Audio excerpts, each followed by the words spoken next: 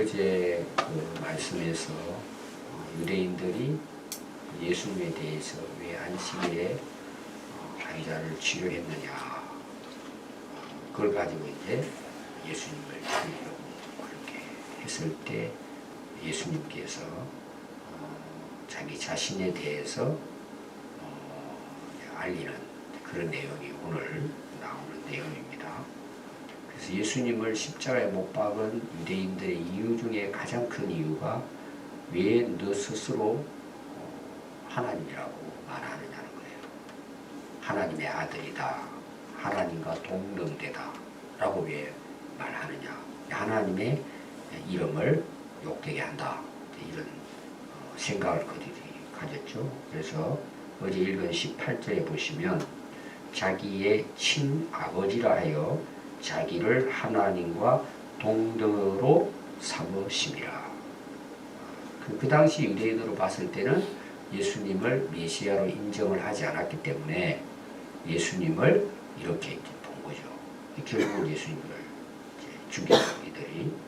자, 거기에 대해서 예수님이 내가 아버지와 동등하다, 내가 아버지의 아들이다, 이걸 이제 알리는 내용이 오늘 이제 읽었던 내용입니다. 그래서 오늘 내용을 여러분 잘 보시면은 아버지와 아들의 관계에 대해서 예수님이 설명을 하고 있습니다.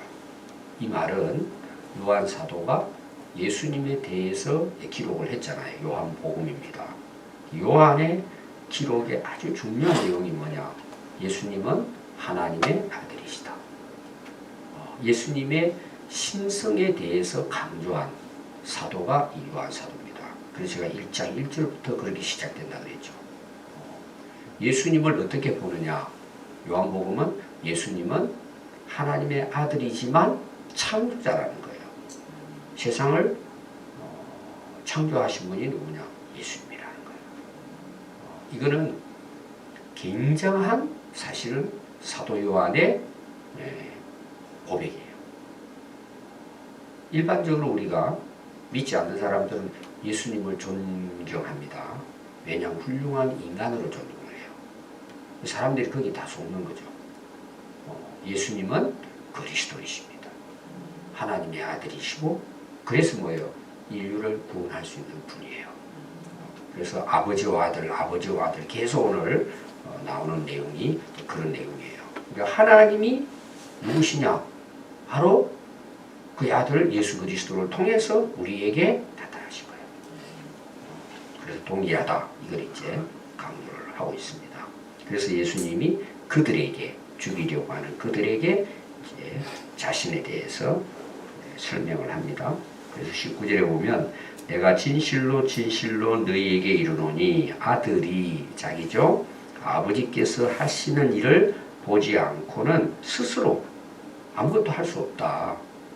아버지께서 행하시는 그것을 아들도 행하신다. 자, 그게 중요한 게 뭐죠? 하나님 아버지께서 하시는 일, 내가 그걸 보았단 말이에요. 나도 그 일을 한다는 것입니다. 이것은 뭘 강조하려고 하느냐 하면 아들에 대한 강조예요. 자, 우리가 이제 가정에서도 부모가 하는 것을 자식들이 다 어릴 때부터 보잖아요. 태어나서부터 쭉 보죠. 닮아요, 안 닮아요? 닮습니다. 외형도 닮지만 성격도 닮고, 또 뭐예요? 행동하는 것도 그래요. 걸음걸이도 닮고 말하는 것도 따라해요. 이게 닮았다, 이걸 이제 예수님이 표현을 이렇게 하신 것입니다. 또 20절에 보면 아버지께서 아들을 사랑하사 자기가 행하시는 것을 다 뭐예요? 아들에게 말하는 거예요. 보여준다 말입니다. 그런데 또 그보다 더 큰 일을 보이사 너희로 놀랍게 여기게 하실 것이다. 자, 지금 예수님이 오셔서 하나님만이 하실 수 있는 일들을 예수님이 하시죠. 자, 이 발단이 어디서부터 시작이 되죠? 38년 병자를 치료하는 것에서부터 지금 시작된 거예요. 누가 할 수 있어요? 38년 동안 걷지도 못하는 자를, 움직이지 못하는 자를 누가 걷게 할 수 있어요? 이건 하나님만 하실 수 있는 일이에요. 그 일을 누가 하셨어요? 예수님이 하셨다는 내용이에요. 이 사람들이 다 놀란 거죠. 그러니까 처음에 이 환자는 몰랐어요. 예수님 메시아이신 줄. 나중에 이제 알게 된 거예요. 그 예수님이 앞에 나오는 가나의 혼인잔치, 사마리아 여인의 이야기 다 결론은 뭐예요? 하나님의 하시는 일을 예수님이 하신 거예요. 왜 그렇게 이 표적을 베푸셨다고요? 자신이 하나님의 아들로 메시아로 오신 것을 보여주기 위한 거예요. 지금 이 내용을 유대인들에게 이제 예수님이 설명을 하시죠. 유대인들은 그걸 다 봤어요. 이 기적도. 어제 제가 강조했죠. 38년 동안 움직이지 못하는 자가 일어났어요. 이거는 기뻐하고 축하해야 될 일이잖아요. 근데 결론은 뭐예요? 예수님을 죽이는단 말이에요. 제가 비정상적이라고 그랬죠. 아주 완악한 자에 대한 이야기였습니다. 그러니까 하나님이 그를 통해서 보이시고 그 일을 행하시지 않으시면 예수님 못 하셔요. 이걸 강조를 해요. 예수님이 하실 수 있지만 예수님은 하나님의 아들이신 것을 강조하기 위해서. 그런데 거기 아버지께서 아들을 사랑하시죠. 여러분 아버지가 아들을 사랑하지 않는 아버지가 어디 있겠어요. 근데 이 요한 사도가 원래 사랑의 사도라고 그러잖아요. 하나님이 세상을 이처럼 사랑하사 우리 잘 알죠. 그리고 요한 1서 특히 하나님 사랑에 대한 내용이에요. 근데 오늘 여기 나오는 사랑은 아주 특별한 단어를 사용했어요. 일반적으로 하나님이 우리를 사랑하시는 것은 아가페 사랑이에요. 조건이 없어요. 진짜 사랑은 뭐예요? 조건이 없는 거란 말이에요. 사랑이란 말 자체가. 여기 사랑은 뭐냐? 혈육의 사랑이에요. 필레오의 사랑이에요. 사랑하사 필레이 이렇게 썼습니다. 사랑한다 이런 용어를 썼어요. 특이한 용어를 쓴 거예요. 하나님과 아들의 관계를. 되게 하나님 사랑은 아가페 그러잖아요. 왜 이렇게 썼을까? 이거는 어떤 강조를 하느냐? 내 아들이라는 걸 강조한 거예요. 혈연적인 사랑, 친족의 사랑 이런 의미로 이 아버지가 아들을 사랑한다는 것을 아주 친밀한 그런 관계로서의 우리가 이제 그 형제의 사랑 그런 거 어때요? 같은 형제잖아요. 그래서 이런 그 단어를 유일하게 여기를 요한이 쓴단 말이에요. 내 아들이다. 하나님의 아들인 것을 강조하기 위해서 씁니다. 근데 그게 보니까 더 큰 일을 보이사 그랬죠. 여러분 더 큰 일은 뭘 것 같아요? 예수님이 오셔서 진짜 큰 일이 뭘 것 같아요? 그 많은 그 죽은 자도 살리고 뭐 이런 역사를 이루지만 진짜 예수님이 행하실 큰 일은 뭘 같아요? 우리를 영원히 살리는 일이에요. 영원히 살리는 이만큼 여러분 큰 일이 어디 있겠어요? 뭐 물로 포도주를 만들고 뭐 생수가 되고 다 이런 이제 앞에 그 표적을 보고 사람들은 놀라는데 그건 겉으로 보이는 거잖아요. 진짜 큰 일은 뭐예요? 죽었던 우리를 살리신 거예요. 어떤 죽음이에요? 영적 죽음에서 우리를 영원히 살리는 것입니다. 이런 육신적인 죽음은 살아나도 어때요? 또 죽죠? 좀 육신적인 생명 연장시키는 뿐이에요. 근데 영생은 뭐예요? 죽지 않는 거예요. 영원한 거예요. 이것도 그냥 죽지 않는 것이 아니고 하나님과 영원히 함께 사는 영생이에요. 또 큰 일이죠. 그리고 또 뭐예요? 예수님이 그 생명을 주시기 위해서 오셨기 때문에 십자가에서 유대인이 못 박혀 돌아가게 하시지만 뭐예요? 예수님 부활하시고 예수님 표적 보여달라 그랬을 때 요나의 표적밖에 없다 이렇게 했잖아요. 3일 후에 고기 배속에서 다시 살아난 것처럼 자기도 무덤을 깨고 3일 후에 부활할 것에 대한 진짜 표적은 이거다. 우리에게 뭐예요? 영원한 생명을 주시는 분인 것을 이제 증명해 보여주신 거죠. 그래서 21절에 아버지께서 죽은 자들을 일으켜 살리신 같이 아들도 자기가 원하는 자를 살리시는 것이라. 살리는 것은 하나님만 하실 수 있는 거죠. 인간이 살릴 수 있습니까? 자기도 죽는데 이게 여러분 다 이단이라든지 좀 다른 종교에서는 뭐 선행을 베풀고 뭐 사람이 좀 좋아지고 그런 면에서는 도움이 돼요. 그러니까 그거는 부인할 수 없어요. 좀 사람이 착해지고 악한 죄를 짓지 않고 좀 사람이 선해지고 뭐 좀 좋아질 수 있어요. 근데 뭘 못하죠? 살릴 수는 없어요. 그래서 이제 타종교에서는 뭐예요? 왜 자꾸 예수 믿는 사람들은 자꾸 예수만 믿어야 구원받는다고 하느냐? 당연한 이야기예요, 그게. 예수님만이 우리를 구원해 주시는 거예요. 왜? 하나님께서 그에게 그 일을 위해서 그의 아들 예수님 보내신 거예요. 우리는 타종교 뭐 다 틀렸다 뭐 이런 차원보다도 우리에게 영생을 주시고 구원을 주시는 분은 유일해요. 오직 예수님이에요. 여러분 그걸 다 해갈 수 있습니까? 그래 너희들도 구원이 있고 우리도 구원이 다 똑같다. 타종교는 그렇게 하고 우리에게 타협을 합니다. 그러니까 종교 통합이 가능해요.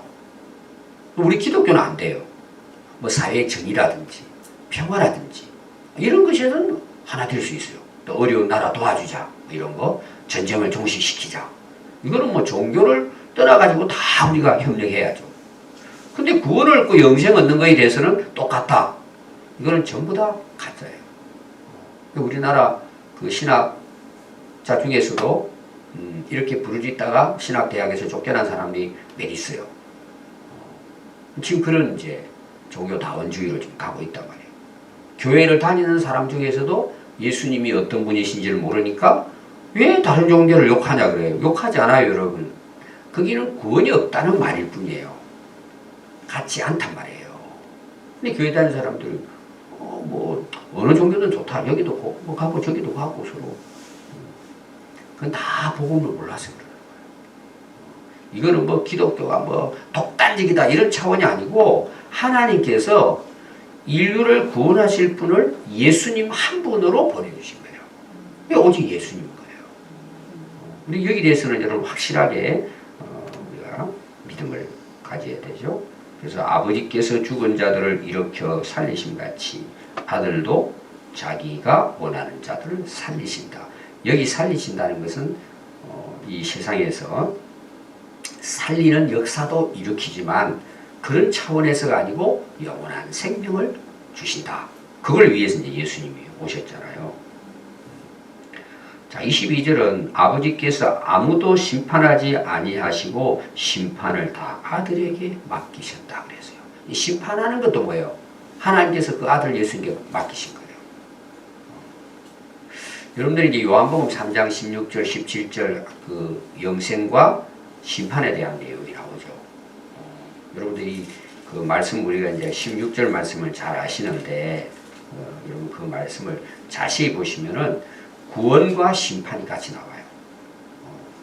이제 17절에 보면은 하나님이 그 아들을 세상에 보내신 것은 세상을 심판하려 하심이 아니요 그로 말미암아 세상이 구원을 받기 위해서 예수님이 오셨어요. 하나님 보냈습니다. 근데 그 다음 18절은 이렇게 기록하고 있어요. 그를 믿는 자는 심판을 받지 아니하는 것이요 믿지 아니하는 자는 하나님의 독생자의 이름을 믿지 아니하므로 벌써 심판을 받은 것이니라. 왜 이런 말씀을 쓴 줄 아세요? 자, 우리가 영원한 생명을 얻으려면 예수님 믿어야 돼요.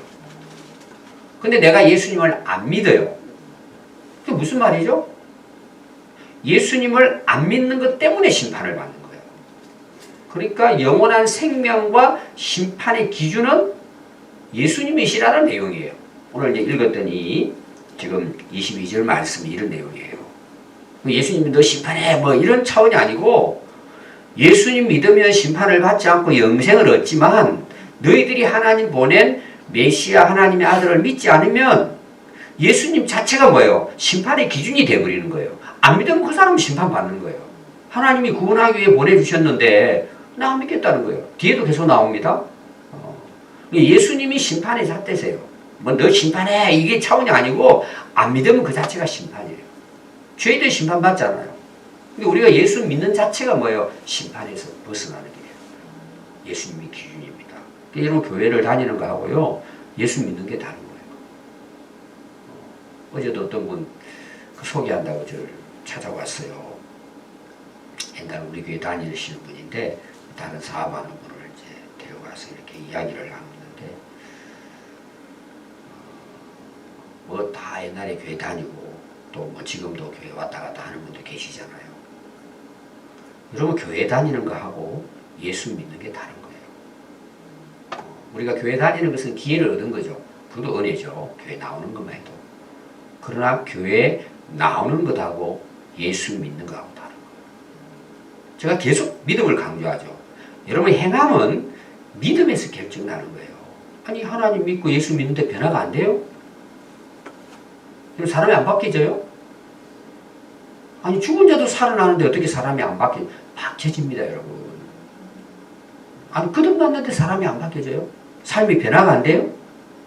여러분 가장 문제가 뭐예요? 믿음이 있느냐 없느냐는 거죠. 여러분 믿음은 심판 면제예요. 안 믿으면 그 심판 그대로 받는 거예요. 잘 기억하셔야 됩니다. 그래서 예수님이 이 땅에 처음 오실 때 목적은 뭐예요? 심판하기 위해서가 아니라 심판받을 자들을 구원하기 위해 오신 거예요. 이게 하나님 사랑이란 말이에요. 근데 그걸 받아들이지 않아요. 그럼 뭐 당연히 심판받은 거죠. 그걸. 이미 심판받은 상태에 있는 자잖아요. 여러분 이해를 잘 하셔야 돼요. 교회 열심히 다니고 하다 보면 하늘나라 가면은 뭐 좀 이렇게 더 멋지 않겠냐? 그건 다 자기들의 생각이에요.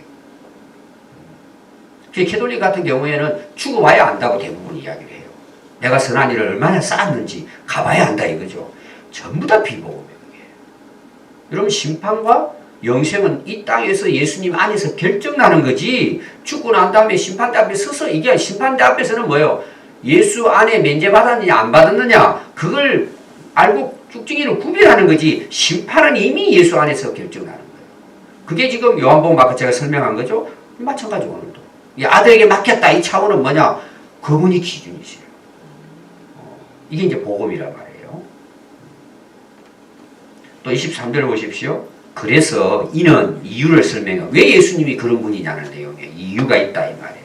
모든 사람으로 아버지를 공경하는 것 같이 아들을 공경하려 하심이라. 아들을 공경하지 아니하는 자는 그를 보내신 아버지도 공경하지 않으신다. 그래서요. 여러분들이 마태복음 21장에 우리가 앞에서 봤죠. 33장부터 이제 46장까지 포도원 비유가 나와요. 주인이 포도밭을 이제 그 일꾼에게 맡기고 여행을 떠납니다.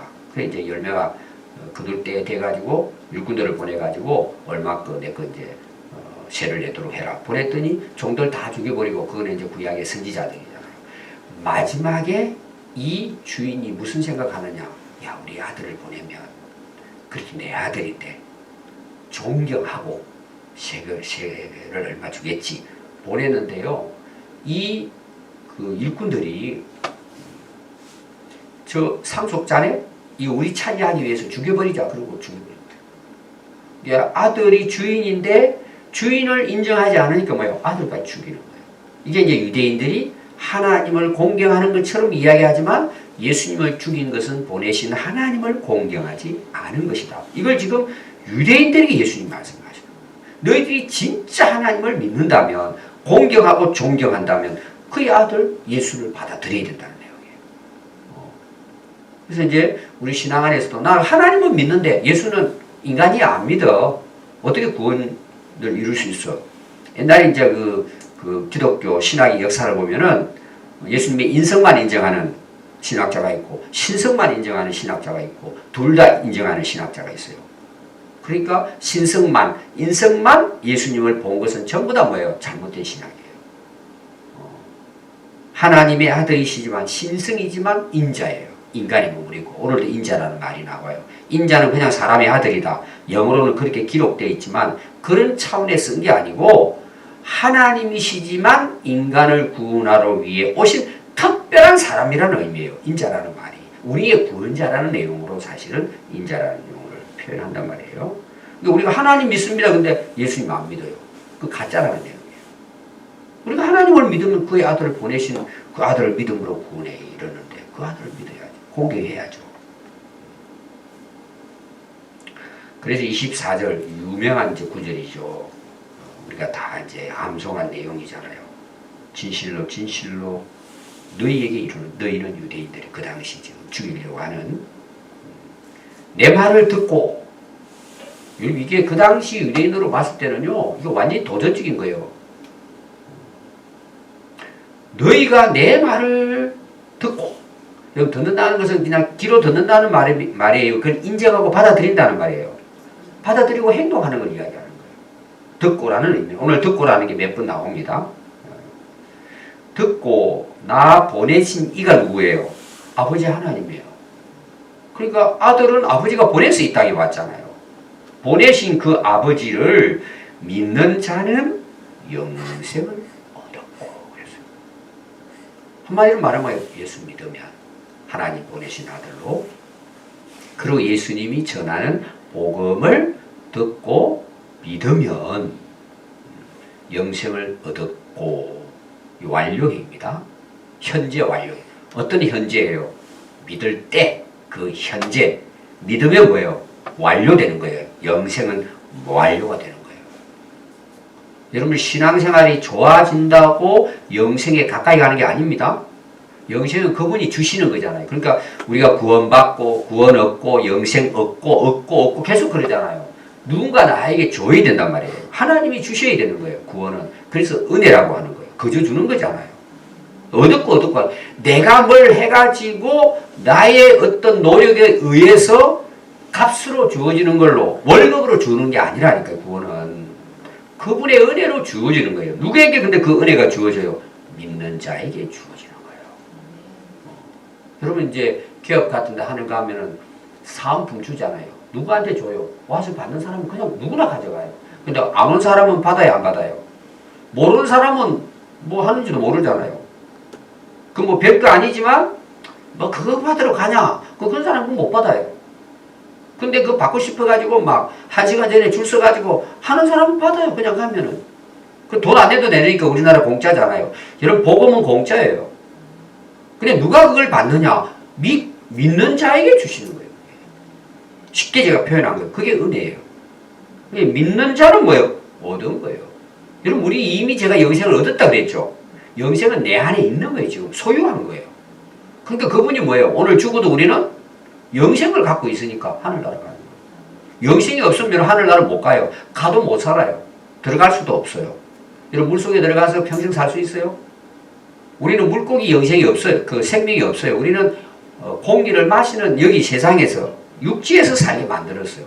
똑같은 원리예요. 영생을 가진 자만이 하늘나라 가서 사는 거예요. 제가 이제 표현을 쉽게 한 겁니다. 또 심판에 이르지 않아요. 아까 제가 심판에 대한 이야기했죠. 이미 우리는 심판에서 제거된 거예요. 우리가 심판대에는 서지만 뭐예요? 예수 이름 때문에 통과해요. 면제받는 거예요. 죄가 없어서 면제받는 게 아니에요. 그분이 십자가에서 다 뭐예요? 갚아주셨기 때문에 우리가 가서 받을 심판이 있어요? 없어요? 없는 거예요. 제로예요. 제로. 그걸 확인하는 게 뭐예요? 하나님의 심판대 앞에서 뭐예요? 구분하는 거예요. 그 알국과 죽정이란 말이에요. 사망에서 생명으로 옮겼느니라. 우리는 지금 생명의 길을 가는 거예요. 죽고 난 다음에 아니에요. 지금도 우리는 영생을 얻었습니다. 진실로 진실로 너희에게 이르노니 죽은 자들이 하나님의 음성을 들을 때가 오나니 곧 이때라. 자, 이 말씀은 뭐냐? 죽은 자들. 그럼 에베소서 2장 1절에 보면 죽었던 죄와 허물로 죽었던 너희를 살렸다고 나와요. 여러분 기도할 때 제가 그런 표현 쓰잖아요. 어떤 분들은 이제 그냥 다 이해는 하는 거지만 죽을 수밖에 없는 이런 표현을 써요. 뭐 그것도 우리가 다른 의미로는 이해할 수 있어요. 그러나 성경적으로는 잘못된 말이에요. 죽었던 우리를 살리신 거예요. 왜? 죄와 허물로 이미 우리 죽었잖아요. 영적인 죽음을 여기서도. 근데 그분의 음성을 들을 때가 온단 말이에요. 지금 유대인들에게 이 말을 하는 거예요. 그때가 언제냐? 지금이라는 거예요. 내가 왔다는 내용이에요. 앞에서 나오는 24절은 뭐예요? 듣고 믿는 자는 영생이잖아요. 내 말을. 예수님의 말씀을 들을 때가 지금 왔다는 거예요. 유대인들에게. 그런데 그걸 듣지 않으면 어떻게 돼요? 그 심판받을 자들 심판을 이제 그대로 받아야 되겠죠. 이것은 뭐예요? 영적 죽음을 의미하고 아버지께서 자기 속에 생명이 있음같이 아들에게도 생명을 주어 그 속에 있게 하시고 영생을 주기 위한 근원이 되시는 분이 예수님이시고, 또 27절 인자됨으로 말미암아 심판하는 권한도 주셨다. 제가 이야기했죠. 앞으로 심판도 심판이죠. 이미 뭐예요? 예수님이 심판의 기준이에요. 듣고 믿느냐 믿지 않느냐. 그럼 오늘 결정나는 거예요. 예수님의 지금 하시는 말씀은 내가 하나님의 아들로 구원자로 메시아로 오셨다는 걸 지금 유대인들에게 알리는 내용이에요. 복음이죠. 그들에게는 그 권한을 주셨다. 28절 이를 놀랍게 여기지 말라. 무덤 속에 있는 자가 다 그의 음성을 들을 때가 오나니. 자, 이 두 가지 내용을 예수님이 말씀해요. 부활에 대해서 살아나는 것하고 영적으로 죽었던 우리가 예수를 믿음으로 이 땅에서 영생을 얻는 것하고 두 가지를 설명해요. 그래서 여기 나오는 무덤 속에는 뭐예요? 실제로 육신이 죽었다가 예수님이 재림할 때에 부르실 때 듣고 부활하는 내용이에요. 두 가지 다 이야기합니다. 이 결론적인 부분이죠. 그래서 29절에 선한 일을 행한 자는 생명의 부활로, 이 육체가 부활하는 걸 지금 의미합니다. 악한 일을 행한 자는 심판을 받기 위해 부활한다는 내용이에요. 거기에 선한 일, 악한 일 나오죠. 우리는 선한 일 그러면 자꾸 세상적인 선을 이야기해요. 그런 차원이 아니고 가장 선한 게 뭘까요? 하나님이 보내신 아들의 음성을 듣고 그걸 신뢰하고 믿음으로 받아들이고 받아들여서 우리가 변화되어서 하나님 뜻을 따라 살게 되잖아요. 그걸 다 합해가지고 선한 일이에요. 우리가 말하는 뭐 착한 이런 차원이 아니라 말이에요. 그럼 악한 일은 뭐예요? 그 예수님의 아들을 통해서 하나님 말씀하시는데 그걸 거부하는 거예요. 안 듣는단 말이에요. 안 듣고 뭐예요? 믿지 않고 결국은 뭐예요? 죽이는 거예요. 하나님의 뜻을 거스리는 거죠. 그게 악한 일이에요. 지금 유대인들에 대한 말씀입니다. 오늘 결론이 뭐냐? 하나님과 아들에 대한 관계를 예수님이 설명을 여러 가지 방법으로 본인이 하나님의 아들인 것을 이제 증거를 하고 있는 것입니다. 그럼 오늘 우리들에게 뭐예요? 우리가 믿는 그 예수님이 하나님의 아들이시고, 그 다음에 뭐예요? 생명과 심판의 기준이 되시고, 우리가 지금 그분을 믿는단 말이에요. 우리가 여러분 이 믿음을 통한 이 영생의 축복, 오늘 저와 여러분들이 지금 이걸 우리가 누리고 있는 거예요. 우리가 이걸 정말 이 복음을 깨닫고 이게 얼마나 놀라운 은혜고 축복이라는 사실을 우리가 깨닫게 된다면 뭐예요? 여러분 세상 살아가면서 여러 가지 힘들고 어렵다 그러는데 얼마든지 극복하고 이기고 승리할 수 있어요. 그건 우리나라만큼 좋은 나라가 없어요. 진짜로 힘든 나라가 너무 많아요. 특히 신앙생활 하면서 목숨 걸고 정말 죽음과 싸우면서 신앙을 지키는 사람 많아요, 지금 세상에. 여러분 우리가 정신 차려야 돼요. 우리가 이 놀라운 은혜를 누리고 지금 사는 거예요. 그럼 우리가 어떻게 살아야 되겠습니까? 그분의 이름을 위해서, 그분의 나라를 위해서 우리가 살아야죠. 우리의 남은 인생이 여러분 정말 하나님 앞에 영광이 되고, 또 우리가 하나님 앞에 섰을 때 뭐예요? 칭찬받는 인생 마땅히 우리가 살아야 된단 말이에요. 이 은혜를 우리가 깨닫고 있다면 항상 여러분 이 은혜 가운데 여러분들 살아갈 수 있기를 바랍니다. 기도하겠습니다.